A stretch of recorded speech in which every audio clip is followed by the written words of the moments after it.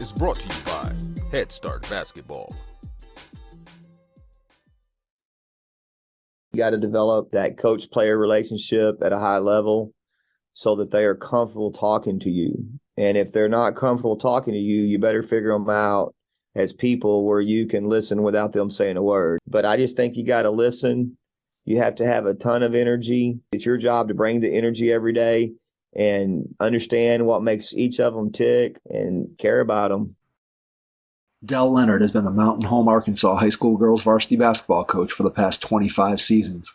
The Lady Bomber basketball team has reached the state playoffs 22 times during his 25 years as head coach.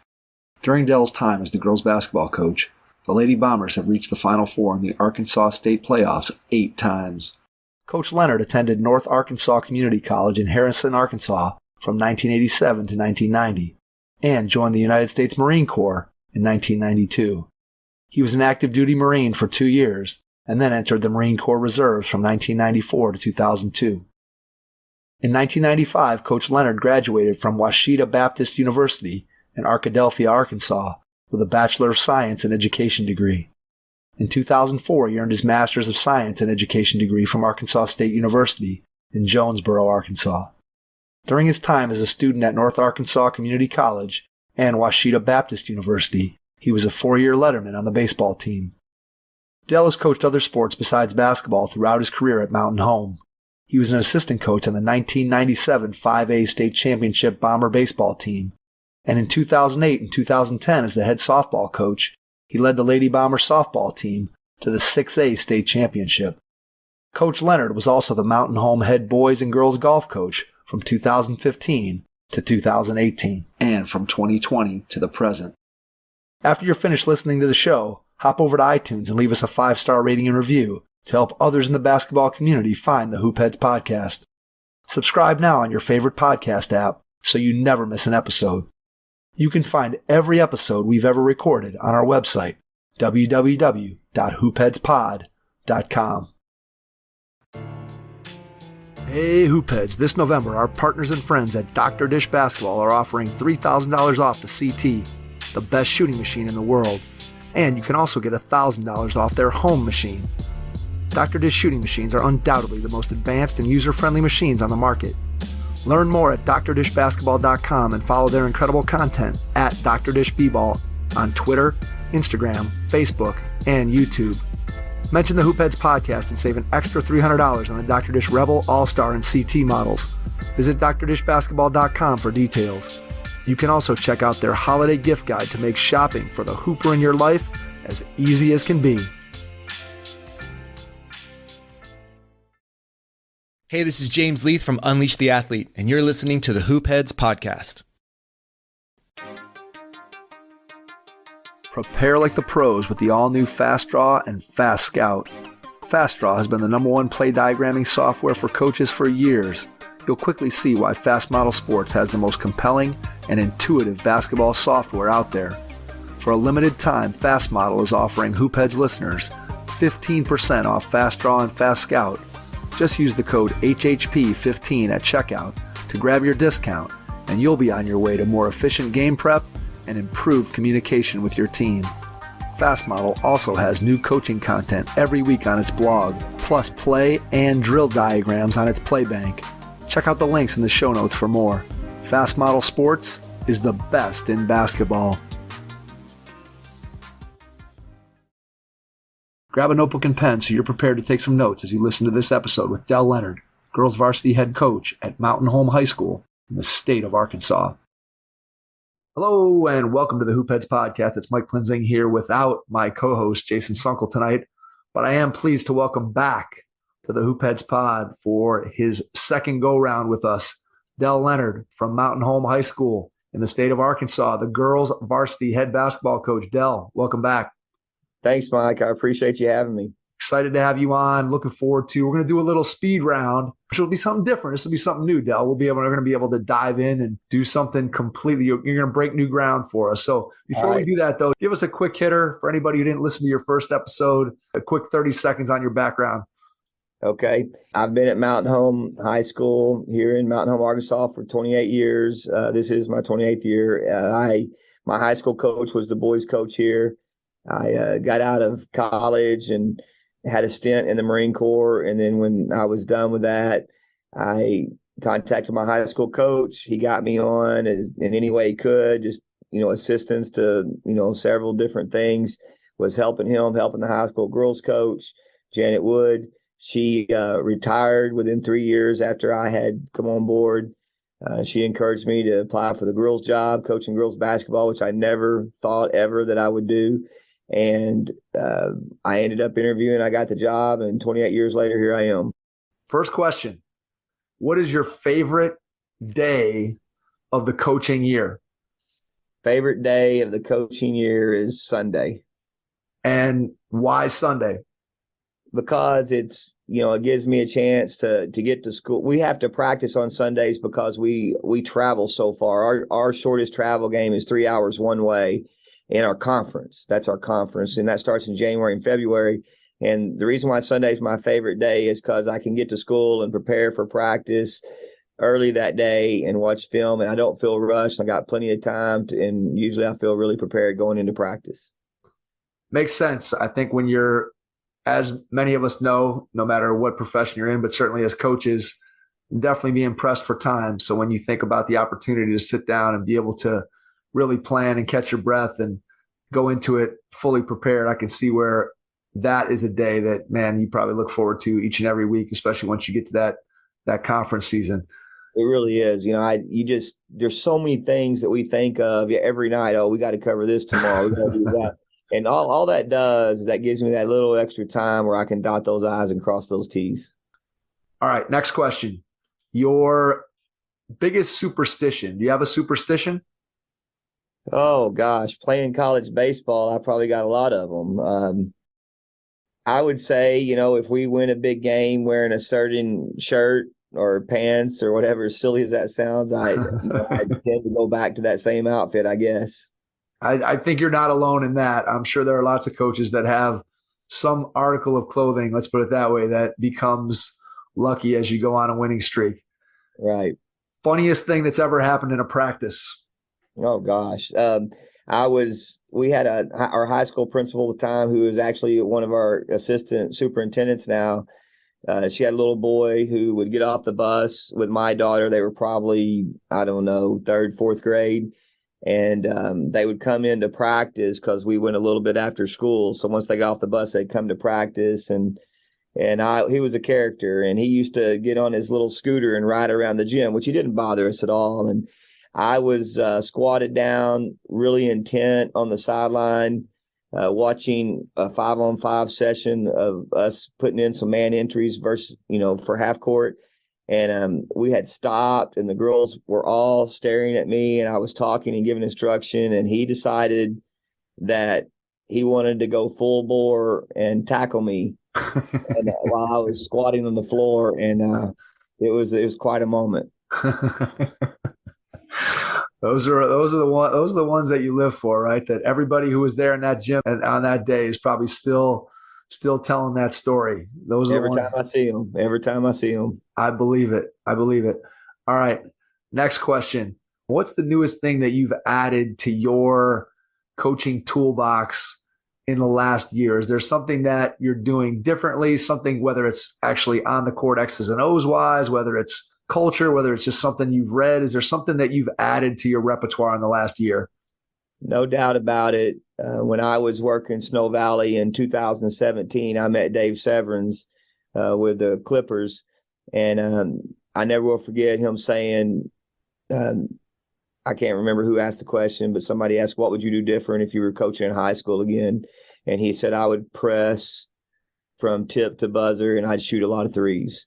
And we have never been deep enough. I've always wanted to do that since then. And you can pick and choose different little moments, but we've never had enough depth on the bench to press like that. I've always wanted to.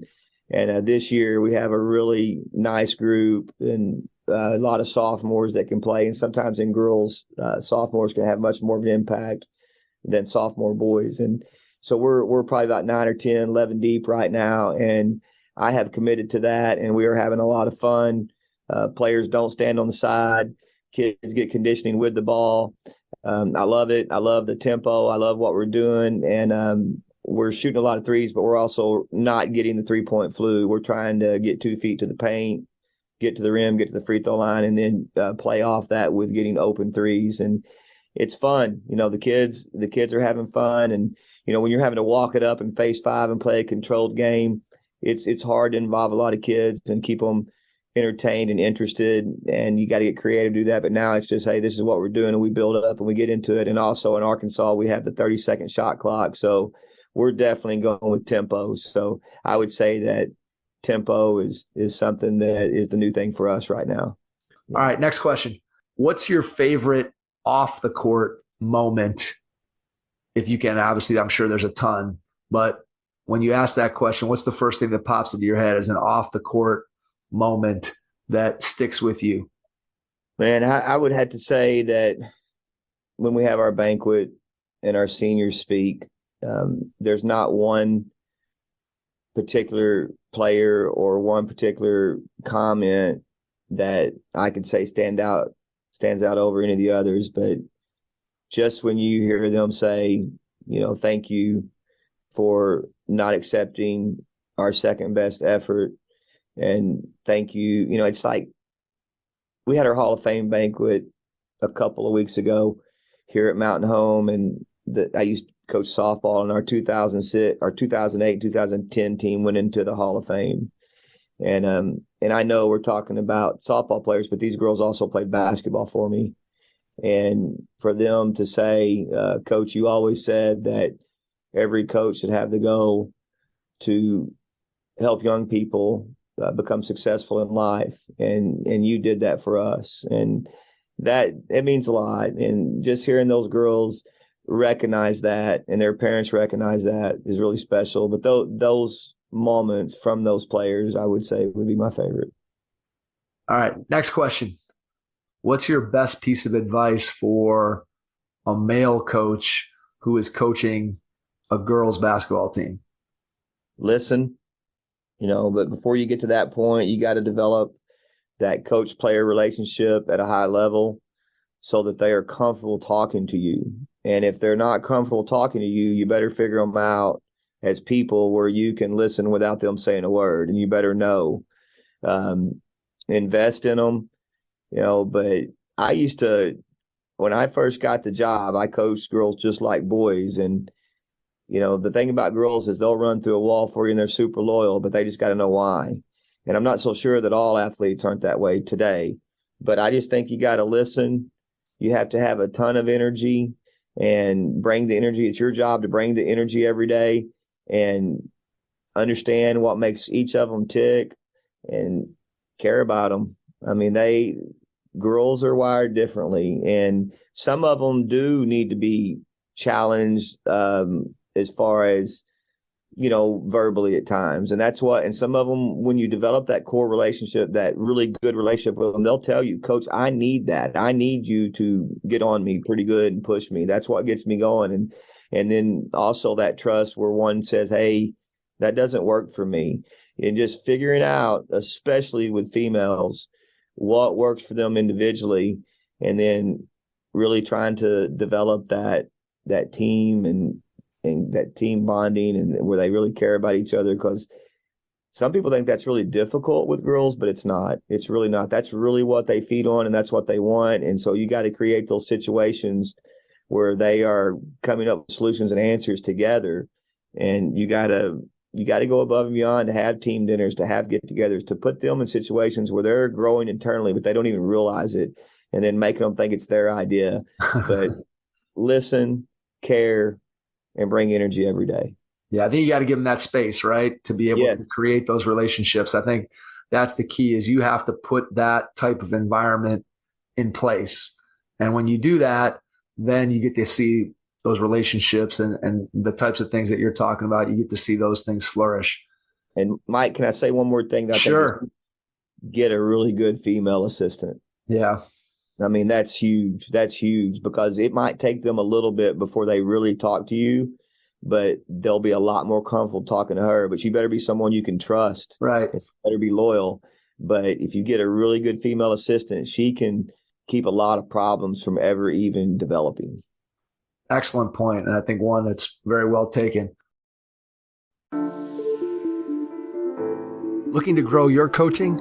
United Basketball Plus has over 3,000 plays and 45 deep dive courses with some of the best minds in the game, including Tyler Costin, Paul Kelleher, Tobin Anderson, Dave Love, and more.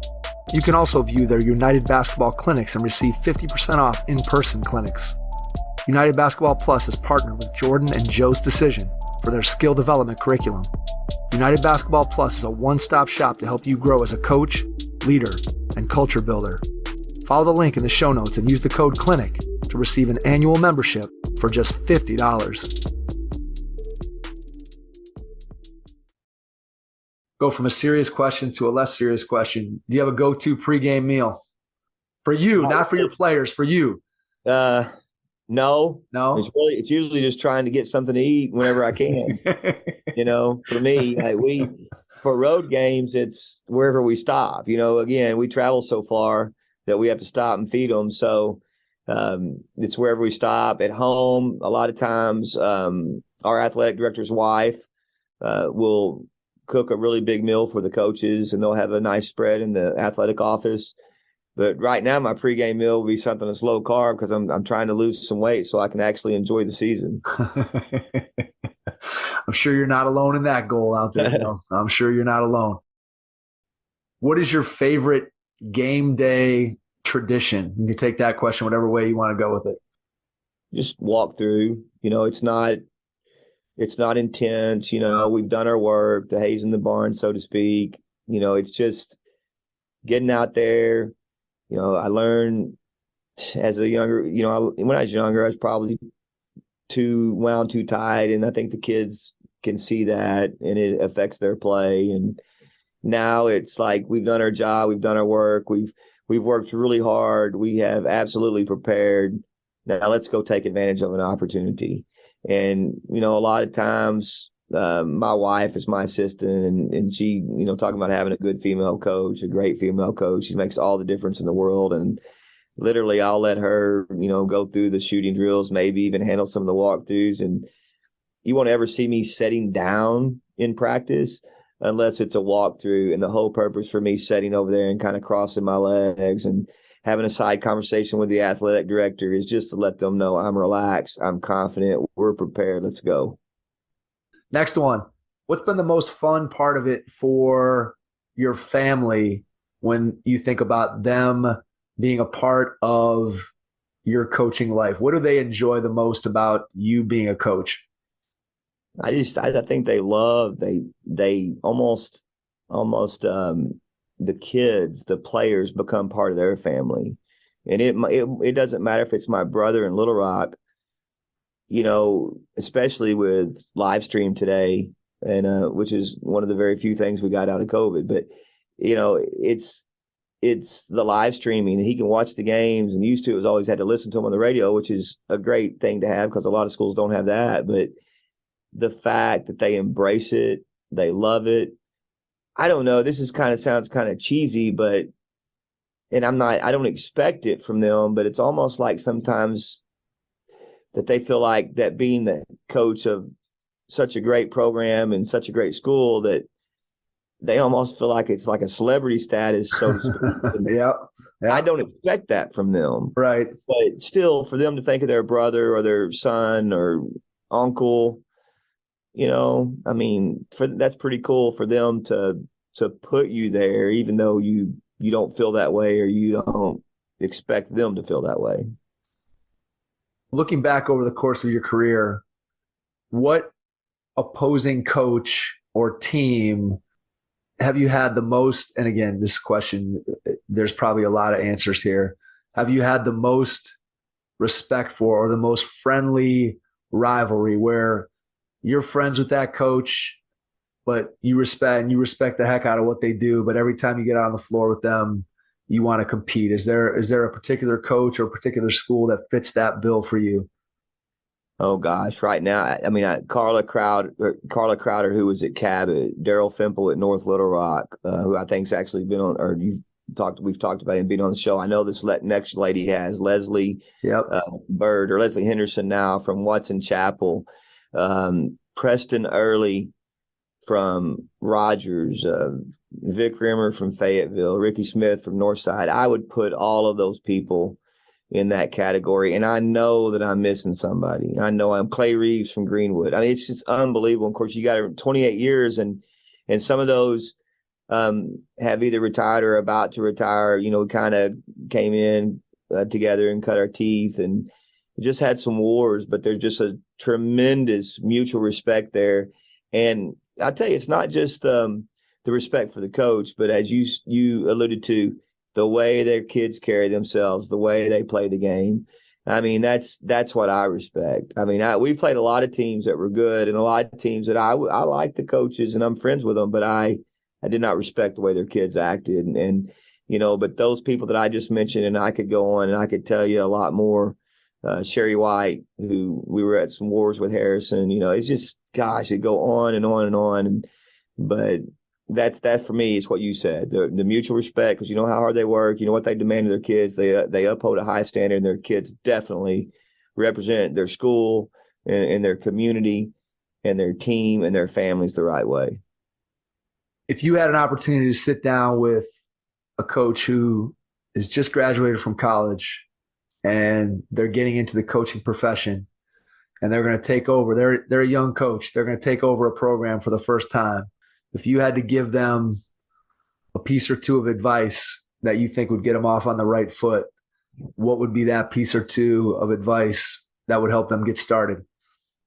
Well, as a young coach, you don't need to worry about X's and O's because those are out there everywhere. You're going to learn those, and you just got to figure out what works for you. But number one, first and foremost, at being a young coach, every parent is going to try to be your friend. And you can be friendly with them, but you cannot be their friend while their kid's playing for you. You can't go play golf with them. You can't go fishing with them. Can't go out to eat with them. And you know, that's the number one thing is you can be friendly with them, but you tell them. And even if their kid's in the first grade and you stay at a school for 20 years, when that kid gets to high school, you're going to have to, during that time, quit doing things with them because it doesn't work that way. And so I would just say that. And then I would say, find yourself a mentor, an older coach, whether it's in college or someone that's older that wants to give back, and hook into them and have them on speed dial, go watch their practices, go sit down and do chalk talk with them, and just have them on the phone where if something comes up and you don't know how to handle it, you better be able to call them. Last question. Okay. What is the one thing in your coaching career that hasn't happened yet that you are still looking forward to the day when it does? Well, I think that just about everybody would say win a state championship. Right. I would say the perfect game.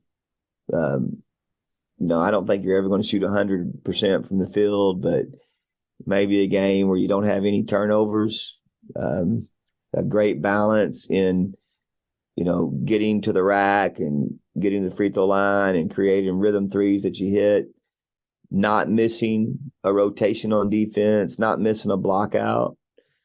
That would be something I would love. Dell, we have just completed the very first Hoopheads Pod speed round. I don't know who had more of a challenge in the speed round, you or me, especially because I wasn't necessarily planning on doing a speed round. So I was speed rounding the questions in my own mind as you were answering the previous speed round questions. So hopefully our audience will appreciate the fact that both of us were quick on our feet and trying to think outside the box here. Dell's second time on here. He's been on numerous times with the Coaches Roundtable. He's one of our mentors in the mentorship program. So like we talked about, if you're a young coach and you're looking for a mentor, there's nobody better out there than Dell Leonard. And again, Dell, before we get out, just share how people can connect with you real quick, and then I'll jump back in and wrap it up. You bet. My number is 870-421-1090, and you can call or text. If you call and I don't answer, I'll get back to you, but I'd love to help however I can. I've had so many people that have been great to me that have given back. I want to follow their lead. My email is DLEONARD@MHBOMBERS.com. Dell, cannot thank you enough for being willing to jump on and just extend your day beyond your coaches meetings and practice and everything else that you have going on. It's time for you to probably get home to your family. And again, can't thank you enough for being a part of it. And I know that as we continue to grow, you're always going to be one of the guys that's the pillars of what we do. So again, thank you. And to everyone out there, thanks for listening. And we will catch you on our next episode. Thanks. Your first impression is everything when applying for a new coaching job. A professional coaching portfolio is the tool that highlights your coaching achievements and philosophies, and most of all, helps separate you and your abilities from the other applicants. The Coaching Portfolio Guide is an instructional membership-based website that helps you develop a personalized portfolio. Each section of the Portfolio Guide provides detailed instructions on how to organize your portfolio in a professional manner. The guide also provides sample documents for each section of your portfolio that you can copy, modify, and add to your personal portfolio. As a Hoopheads Pod listener, you can get your Coaching Portfolio Guide for just $25. Visit coachingportfolioguide.com/hoopheads to learn more. Thanks for listening to the Hoop Heads podcast, presented by Head Start Basketball.